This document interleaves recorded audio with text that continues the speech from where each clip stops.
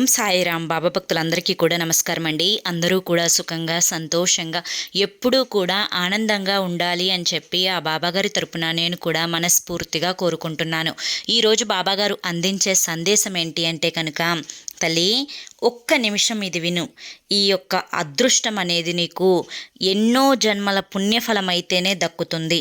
ఇది విన్న 2వ నిమిషంలోనే ఇప్పుడే నువ్వు ఇది చూస్తే తప్పకుండా ఆశ్చర్యపోతావమ్మా అని చెప్పి ఏదో తెలియని సందేశాన్ని ఈరోజు బాబాగారు మనకు అందించాలి అని చెప్పి అనుకుంటున్నారండి. మరి బాబాగారు ఏ సందేశం అందించినా కూడా ఇది మన భవిష్యత్తుకు పునాది అని చెప్పి నేనైతే నమ్ముతాను.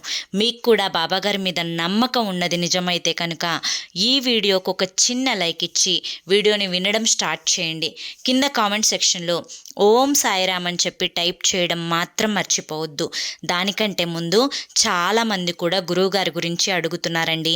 అక్క, ఎన్నో రకాల సమస్యలతో మేము సతమతమైపోతున్నాము, మీకు తెలిసిన గురువుగారు ఎవరైనా ఉంటే చెప్పండి అక్క అని చెప్పి అడుగుతున్నారండి.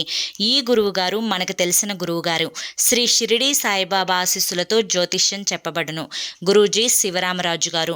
Phone number 9959422552. నేను పదే పదే ఈ గురువు గారి గురించే ఎందుకు చెప్తున్నాను అంటే కనుక, మా జీవితాలలో ఎన్నో రకాల సమస్యల నుంచి ఈ గురువు గారి దయవల్లే బయటపడి మేము ఈ రోజున ఆనందంగా ఉన్నాము. అలాగే మీ జీవితాలలో ఎటువంటి సమస్యలున్నా కానివ్వండి, ప్రేమ, పెళ్ళి, ఉద్యోగం, రాజకీయం, సంతానం లేక ఇబ్బంది పడుతున్న భార్యాభర్తల మధ్య గొడవలున్నా, అప్పుల సమస్యలున్నా, శత్రువుల సమస్యలున్నా, ఇలా మీకు ఎటువంటి సమస్యలున్నా కానీ ఆ సమస్యలకు తగిన పూజలు చేసి మీకు 9 రోజుల్లోనే పరిష్కారాన్ని చూపిస్తారు. గురువుగారు చెప్పింది చెప్పినట్లు 100కు 1000% జరుగుతుందండి. నమ్మకంతో కాంటాక్ట్ అవ్వండి, సమస్యల నుంచి బయటపడండి. ఇక బాబాగారి యొక్క సందేశం విషయానికి వస్తే కనుక, తల్లి ఎన్నో జన్మల పుణ్యఫలం అని ఎందుకు అన్నానో, ఈ గురువారం నువ్వు ఇది వింటున్నావు అంటే నీకు అదృష్టం ఉంటుంది అని చెప్పి ఎందుకు చెప్తున్నానో, నేను చెప్పే ఈ చిన్న కథని నువ్వు జాగ్రత్తగా వింటే అర్థమవుతుంది. ఒక ఊర్లో శివయ్య అని చెప్పి ఒక అమాయకుడు ఉన్నాడు. అమాయకుడు అని చెప్పి ఎవరిని అంటారు? బాగా మంచి వాళ్ళని, అవును కదా? అయితే ఇతను కూడా చాలా మంచివాడు. ఎవరు ఏది చెప్పినా కానీ కాదు అనకుండా చేసేసే స్వభావం కలవాడు. ఇతనికి ఒక వ్యాపారి దగ్గర ఉద్యోగం అయితే వస్తుంది. ఉద్యోగం అంటే పెద్ద పెద్ద ఉద్యోగాలు కాదు, పాలేరు ఉద్యోగం. అంటే ఒక 20 బర్రెలకు, గేదెలకు పాలు పిసకాలి, వాటిని మేతకు తోలుకొని వెళ్ళాలి, వాటికి నీళ్లు పెట్టాలి, వాటి దగ్గర చక్కగా శుభ్రం చేయాలి, సాయంత్రానికి పాలు పితకాలి. ఇదైతే ఒక జమీందారు అతనికి ఇస్తాడనమాట. అతను కూడా చేస్తాను అని చెప్పి ఒప్పుకుంటాడు. అయితే ఊర్లో ఉన్న అందరూ కూడా శివయ్యను చూసి చాలా అమాయకుడు, ఏమీ తెలియనివాడు, అందుకనే ఆ జమీందారు గేదెల దగ్గర చాకిరంతా కూడా చేయించుకొని ఒక ముద్ద అన్నం పెట్టి పంపిస్తూ ఉంటాడు. ఇంత అమాయకుడు ఎలా బ్రతుకుతాడో ఏమో అని చెప్పి అందరూ కూడా జాలి పడుతూ ఉంటారనమాట. అయితే ఒక ఊరిలో, అంటే ఒక రోజు అదే ఊరిలో ఆ ఊరి వాతావరణం ఎలా ఉంటుంది అంటే కనుక ఒక పల్లెటూరు వాతావరణం అనమాట. ఎక్కడ చక్కగా ఎవరి పనులు వాళ్ళు చేసుకుంటూ ఉంటారు. ఉదయాన్నే పొలం పనులకు వెళ్తారు, సాయంత్రానికి ఇంటికి వచ్చి ఒక ముద్ద అన్నం వండుకొని తిని పడుకుండిపోతారు. ఇట్లా మనకిలాగా 10:30కి, 11ంటికి, 12ంటికి అక్కడ ఆ ఊర్లో నిద్రపోరనమాట. పెందలాడే తిని 8ంటికల్లా కూడా నిద్రపోతారనమాట. అయితే ఒకరోజు ఉదయాన్నే శివయ్య ఆ జమీందారు ఇంటికు గేదెల దగ్గర చాకిరి చేయటానికి వెళ్తాడనమాట. వెళ్ళేటప్పుడు అతని స్నేహితులు, అంటే ఆ ఊరిలో ఉన్న ఇద్దరు రచ్చబండ దగ్గర కూర్చుని మాట్లాడుకుంటూ ఉంటారు. ఆ రచ్చబండ ఎలా ఉంటుంది అంటే కనుక ఒక పెద్ద రావి చెట్టు. ఆ రావి చెట్టుకి కొన్ని 100 సంవత్సరాలు ఉంటాయి. ఆ చెట్టు చుట్టూతా కూడా చక్కగా సిమెంటుతో మనుషులు కూర్చునేంత ఎత్తు అరుగు ఎలా ఉంటుందో ఆ అరుగులాగా రౌండ్గా కడతారనమాట. చక్కగా ప్లాస్టింగ్ చేస్తారు. పెద్ద పెద్ద వాళ్ళందరూ కూడా సాయంత్రానికి అక్కడికి వచ్చి కూర్చొని ఉంటారు. ఊర్లో ఏదన్నా సమస్య వచ్చినా కూడా ఆ ఊరి ప్రెసిడెంట్ రచ్చబండ దగ్గరికి పిలిపించి ఆ సమస్యను పరిష్కరిస్తూ ఉంటారు. అయితే ఒకరోజు శివయ్య పొద్దున్నే జమీందార్ ఇంటికి వెళ్ళబోతూ ఉంటే ఇద్దరు వ్యక్తులు ఆ రచ్చబండ దగ్గర కూర్చొని పని పాట ఏమీ లేని వ్యక్తులు, సోమరిపోతులు అనమాట. వాళ్ళిద్దరు ఏమనుకుంటారంటే శివయ్యను చూసి, అరే ఈ శివయ్య అమాయకుడు జమీందార్ ఇంటికి వెళ్తున్నాడు, మనకెటు ఏ పని లేదు కదా, మనం ఏమీ చెయ్యం కదా, ఏమీ తోచట్లేదురా, ఈ టైం ఎలా గడుస్తుంది చెప్పు, కాసేపు శివయ్యని ఆట పట్టించి సరదాగా ఉందామా అని చెప్పి ఇద్దరు కూడా అనుకుంటారనమాట. అలా అనుకున్న వెంటనే ఆ ఇద్దరిలో ఒకడు, శివయ్య శివయ్య ఏంటి ఎక్కడికో వెళ్తున్నట్టున్నావు అంటే, జమీందార్ ఇంటికి గేదెల దగ్గరికి వెళ్తున్నాను అని చెప్పి చెప్తాడనమాట. సరే వెళ్దులే కానీ టైం ఉందిగా నీకు, ఇంకా ఇట్రా కొంచెం ఒక మాట మాట్లాడాలి నీతో అని చెప్పి పిలుస్తారనమాట. ఇక ఈ అమాయకుడు శివయ్య వెళ్తాడు. ఏంటో చెప్పండి అని చెప్పి. శివయ్య, మన ఊర్లో వచ్చే సంక్రాంతికి కబడ్డీ పోటీలు పెడుతున్నారంట, నీకు కబడ్డీ అంటే ఇష్టం అని చెప్పి ఒకసారి నువ్వు నాతో చెప్పినట్టు గుర్తుంది, మరి ఆ కబడ్డీ పోటీల్లో నీ పేరు రాయించమంటావా అని చెప్పి అడుగుతాడు ఒక వ్యక్తి. దానికి శివయ్య, అవునా నిజమా, నాకు నిజంగా కబడ్డీ పోటీలంటే ఇష్టం, మరి నా పేరు రాయించవు అని చెప్పి శివయ్య కూడా అమాయకంగా అంటాడు. సరే మరి రాపిస్తాను, కానీ ఈ కబడ్డీ పోటీల్లో పాల్గొనాలి అంటే కనుక ముందుగా ప్రాక్టీస్ చాలా చేయాలంట, మరి ఇక్కడ ప్రాక్టీస్ చేద్దాం మనం ఇద్దరం అని చెప్పి అంటాడు. దానికి శివయ్య సరే సరే అని చెప్పి అంటాడనమాట. మరి మనం ప్రాక్టీస్ చేయడానికి ఈ రచ్చబండ ఇక్కడ అడ్డంగా ఉంది, మరి ఈ రచ్చబండను కాస్త పట్టుకొని అవతల పక్కకి జరుపుదాము అని చెప్పి అంటాడు. దానికి శివయ్య ఏమంటాడు అంటే, ఏంటి ఇద్దరూ కూడా ఆట ఆడుకోవడానికి నన్ను పిలిచారా ఏంటి, మీకేమన్నా చతురుగా ఉందా, ఈ రచ్చబండ ఎక్కడన్నా అవతల పెట్టడానికి కుదురుతుందా అని చెప్పి అంటారనమాట. లేదు, ఇది మొదట్లో మా ఇంటి దగ్గర ఉంటే మా ఇంటికి అడ్డంగా ఉంది అని చెప్పి మా అమ్మ తిడుతూ ఉంటే నేను వీడు ఇంకొక అతను కలిసి ముగ్గురం పట్టుకొని ఇక్కడ తీసుకొచ్చి పెట్టాము, ఇప్పుడైతే మేము ఇద్దరమే ఉన్నాము కనుక నిన్ను తోడుకు సాయం కోసం పిలిచాను, మరి దీన్ని జరుపుతావా అంటే, అవునా నిజంగా రచ్చబండ కదులుతుందా అని చెప్పి శివయ్య పట్టుకున్నాడు. వాళ్ళిద్దరేమో తమాషాగా అటుపక్క ఇటుపక్క పట్టుకుంటే శివయ్య మరొక వైపు వెళ్ళి సీరియస్గా రచ్చబండ లెగుస్తుందేమోనని చెప్పి తన బలమంతా ఉపయోగించి జరుపుతూ ఉంటాడు. ఇదంతా కూడా గమనిస్తూ ఒక ఆ ఊరి పెద్ద మనిషి రచ్చబండ దగ్గరికి వస్తూ ఉంటాడు. అరే శివయ్య, ఏం చేస్తున్నావు, దాన్ని ఏంటి అలా జరుపుతున్నావు అని చెప్పి అడుగుతాడు. లేదయ్యా, మేము కబడ్డీ ప్రాక్టీస్ చేద్దాము అంటే ఈ రచ్చబండ మాకు అడ్డంగా ఉంది కనుక పక్కకి జరుపుతున్నాము అని చెప్పి చెప్తాడనమాట. అప్పుడు ఆ పెద్ద మనిషి ఏమంటాడు అంటే, నిన్ను నిజంగా ఊర్లో వాళ్ళందరూ అమాయకుడు అమాయకుడు అంటే ఏమో అనుకున్నాను, నీ పనులు చూస్తే నిజంగా అమాయకంగానే ఉన్నాయి.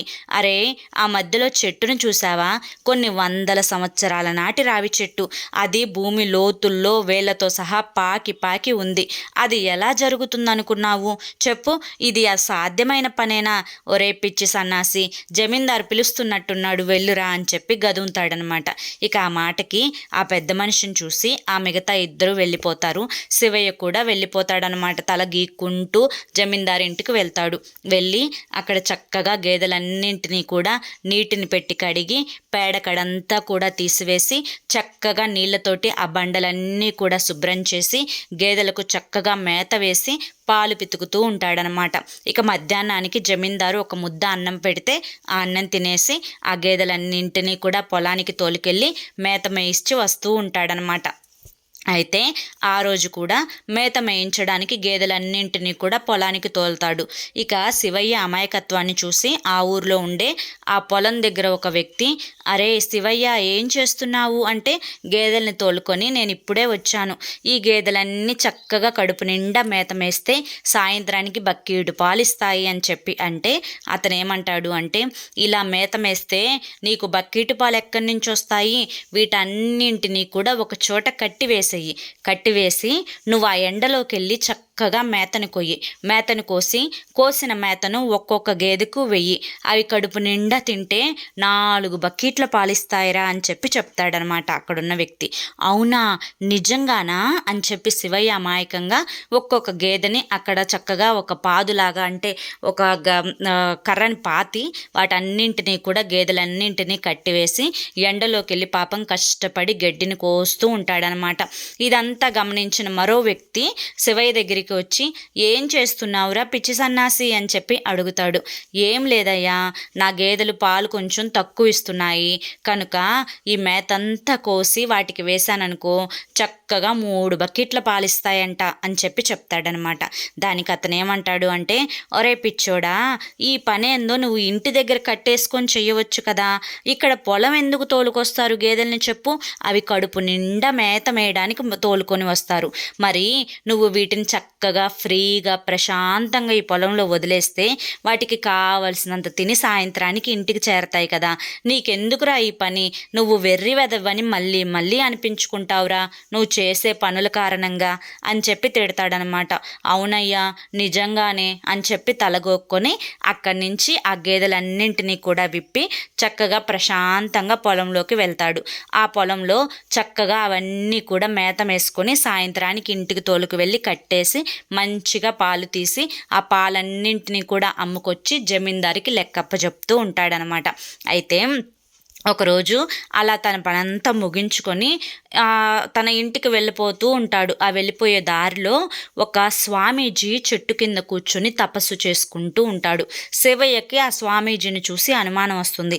ఏంటి తను ఇక్కడ ఏం చేస్తున్నాడు, ఏదో దీర్ఘంగా శ్వాసను తీసుకుంటున్నాడు, చిన్నగా వదులుతున్నాడు, అయ్యో మళ్ళీ తీసుకుంటున్నాడు, ముక్కు మూసుకుంటున్నాడు, ఆ ఏలితో పట్టుకుంటున్నాడు, వదులుతున్నాడు, ఏం చేస్తున్నాడు ఇతను అని చెప్పి గమనిస్తూ ఉంటే కొంచెం సేపటికి ఆ స్వామీజీ మెలకువలోకి వస్తాడనమాట.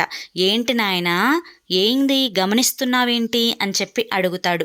లేదు స్వామి, ఇందాక నుంచి మిమ్మల్ని చూస్తున్నాను, మీకు ఊపిరి ఆడటం లేదా, ముక్కుని మూసుకుంటున్నారు, గాలి పీల్చుకుంటున్నారు, వదులుతున్నారు, ఏం చేస్తున్నారు అని చెప్పి అడుగుతాడు. అయ్యా నేను ప్రాణాయామం చేసుకుంటున్నాను, ఇక్కడ కూర్చొని ప్రాణాయామం చేసుకొని భగవంతుని నమస్కరించుకుంటున్నాను అని చెప్పి చెప్తాడు. అలా చేస్తే మీకేమొస్తుంది అంటే భగవంతుడి దర్శనం కలుగుతుంది అని చెప్పి చెప్తాడనమాట. నిజంగానా, ఇలా చేస్తే భగవంతుడు కనిపిస్తాడా అని చెప్పి అడుగుతాడు శివయ్య అమాయకంగా. నిజంగా కనిపిస్తాడు నాయన అని చెప్పి చెప్తాడు ఆ స్వామి. అవునా అని చెప్పి శివయ్య కూడా అక్కడ కూర్చొని ఒక ముక్కుతోటి చక్కగా గాలిని పీల్చుకొని మరొక ముక్కుతోటి వదులుతూ ప్రాణాయామం చేసుకుని భగవంతుడిని రమ్మంటాడు. ఇలా అరగంట, గంట, 2 గంటలు గడుస్తుంది. ఎంతసేపు చేసినా కూడా భగవంతుడి దర్శనమే నాకు కలగడం లేదు. ఈసారి భగవంతుణ్ణి గట్టిగా రమ్మని చెప్పి పిలుస్తాను, నా 2 ముక్కులు గట్టిగా మూసుకొని గాలి పీల్చుకోకుండా ఉంటాను, అప్పుడైనా భగవంతుడు తిరిగి వస్తాడేమో చూద్దాం అని చెప్పి అనుకొని శివయ్య 2 ముక్కులు గట్టిగా పట్టుకొని ఊపిరి ఆడకపోయినా కూడా గట్టిగా తన ప్రాణాన్ని బిగబెట్టుకొని చక్కగా అట్లా గట్టిగా కూర్చుండిపోతాడనమాట. ఇదంతా పైలోకంలో భగవంతుడు గమనిస్తూ, అయ్యో ఈ పిచ్చివాడు ప్రాణం పోగొట్టుకుంటున్నాడు, అసలు గాలి తీసుకోవడమే మానేస్తున్నాడు, ఏమన్నా అయిపోతాడో ఏమో, ఇదంతా కూడా నా కోసమే కదా, ఒకసారి అయితే నా దర్శన భాగ్యం అతనికి కలుగజేస్తాను అని చెప్పి భగవంతుడు పైలోకంలో నుంచి కిందకి దిగి వచ్చి శివయ్యకు దర్శనమిస్తాడు. అయ్యా శివయ్య, ఎందుకు అలా ముక్కులు మూసుకున్నావు, నా కోసమే కదా, కళ్ళు తెరిచి చూడు, నేను నీకు కనిపిస్తాను అని చెప్పి అంటాడు.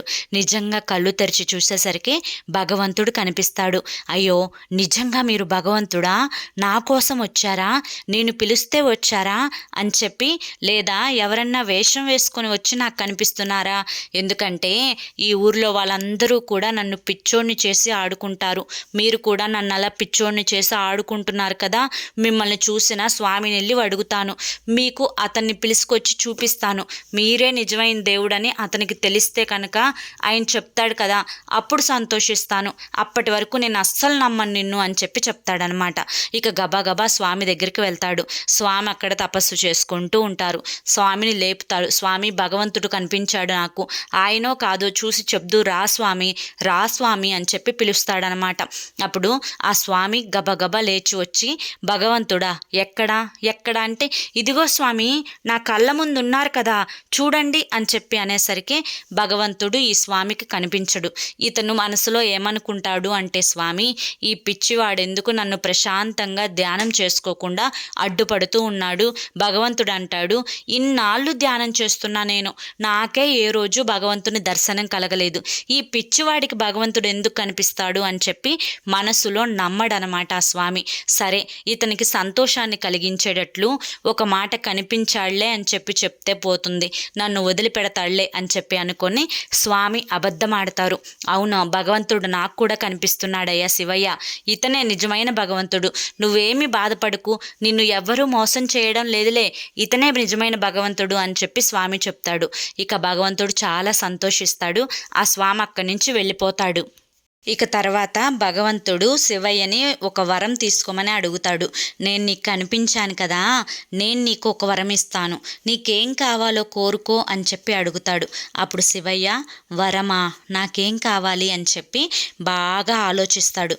ఆలోచించి, స్వామి నేను మేపుతున్న గేదెలు ఉన్నాయి చూసారా, అవి రోజు తక్కువ పాలిస్తున్నాయి, అవి రోజు ఇచ్చే పాల కంటే కూడా 10 రెట్లు పాలు అవి ఎక్కువగా ఇవ్వాలి, ఈ వరాన్ని నాకు ఇవ్వండి అని చెప్పి అడుగుతాడనమాట. అప్పుడు భగవంతుడు తదాస్తు అని చెప్పి చెప్తాడు. తరువాత, స్వామి నేను ఎప్పుడు పిలిచినా ఇక్కడికి వచ్చి నువ్వు వస్తావా స్వామి అని చెప్పి అమాయకంగా భగవంతుణ్ణి అడుగుతాడు శివయ్య. తప్పకుండా, నువ్వు ఎప్పుడు పిలిచినా కూడా నేను నీకు కనిపిస్తాను, సరేనా అని చెప్పి భగవంతుడు మాయమైపోతాడనమాట. ఇక ఆ యొక్క శివయ్య వెంటనే జమీందారింటికి వెళ్ళి గేదెల పని అంతా కూడా చక్కదిద్దుకొని పాలు తీస్తున్నాడు. తీసే కొద్దీ పాలు వస్తూనే ఉన్నాయి, బిందెలు నిండిపోతున్నాయి. ఒక్కొక్క గేదె వచ్చేసి 20 లీటర్ల పాలకి పైనే ఇస్తుందన్నమాట. ఇదంతా చూసి గమనించి జమీందారు, అరే ఈరోజు గేదెలకి ఏం మేపావు, నీళ్ళల్లో ఏమన్నా కలిపి పెట్టావా ఏంటి, ఇన్నిన్ని పాలిస్తున్నాయేంటి అని చెప్పి అంటే, భగవంతుడు నాకు కనిపించాడయ్యా, ఆయన నాకు గేదెలకి ఎక్కువ పాలిచ్చే వరాన్ని ఇచ్చాడు అంటే అప్పుడు జమీందారు భయపడిపోతాడు. వీడేదో పిచ్చోడు, ఏదో తింగర్ పని చేశాడు, ఎవరో పాలు ఎక్కువగా ఇస్తాయి అంటే నీళ్ళల్లో ఏదో కలిపి గేదెలకు తాపించాడు, ఈ పాలు ఇన్ని ఇస్తున్నాయంటే ఈ గేదెలు 2 రోజుల్లోనే చచ్చిపోతాయి అని చెప్పి భయపడిపోతూ, ఎవరా దేవుడు, ఎక్కడున్నాడు చూపించు అని చెప్పి జమీందారు అడిగేసరికి రెండండి అని చెప్పి శివయ్య ఆ చెట్టు దగ్గరికి తీసుకెళ్ళి, స్వామి ఒక్కసారి కనిపించండి, మా జమీందార్ గారు నమ్మడం లేదు అని చెప్పి అంటాడు. స్వామిని పిలుస్తాడు. స్వామి వస్తాడనమాట. మాట్లాడుతాడు శివయ్య. ఇదంతా పక్కన నుంచొని గమనిస్తున్న జమీందార్కి ఏమీ అర్థం కాదు. ఏ భగవంతుడు జమీందార్కి కనిపించడు. అయ్యో వీడేంటి పిచ్చోడు, ఎవరితో మాట్లాడుతున్నాడు అని చెప్పి మనసులో అనుకుంటాడనమాట. అప్పుడు బయటకు అనేస్తాడు, ఒరే పిచ్చి సన్నాసి, ఊళ్ళో వాళ్ళందరూ నువ్వు తింగరోడివి అంటున్నా కూడా ఒక ముద్ద తిండి తింటావులే అని గేదెల దగ్గర పాలేరుగా పెట్టుకున్నాను, నువ్వు చూస్తే నా గేదెలను ఏదో చేసేసావు అని చెప్పి అరుస్తాడనమాట. ఇక శివయ్యకి కోపం వస్తుంది.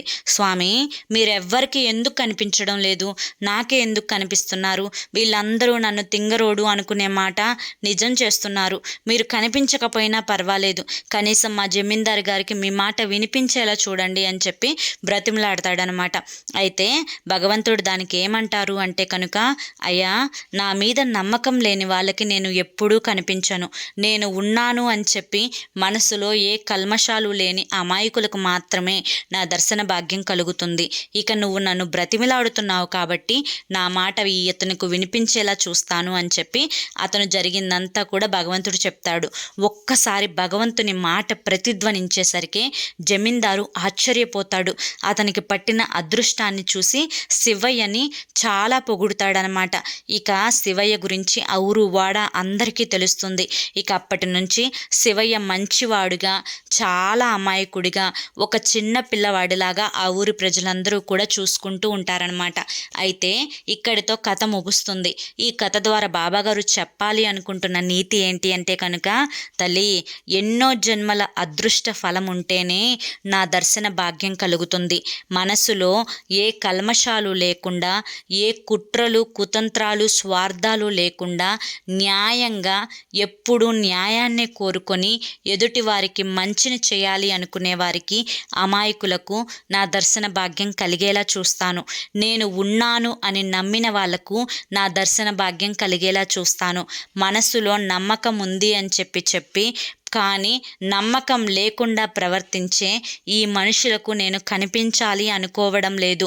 కనుక నన్ను నేను ఉన్నాను అని నిజంగా నమ్మిన వారికి వారి యొక్క ఆ మనసులో ఆవేదనను తీర్చివేసి, వారి యొక్క కోరికలను తీర్చి, కష్టాలను తొలగించి నా దర్శన భాగ్యాన్ని వారికి తప్పకుండా కలిగిస్తానమ్మా అని చెప్పి బాబాగారు మనకి ఈ కథ ద్వారా చెప్పాలి అనుకున్నారండి. మరి ఈ కథలో ఉండే ఆంతర్యం ఏంటో, ఈ సందేశం ద్వారా బాబాగారు చెప్పాలి అనుకుంటున్న మాటలేంటో మీ అందరికీ కూడా అర్థమయ్యాయి అనుకుంటున్నాను.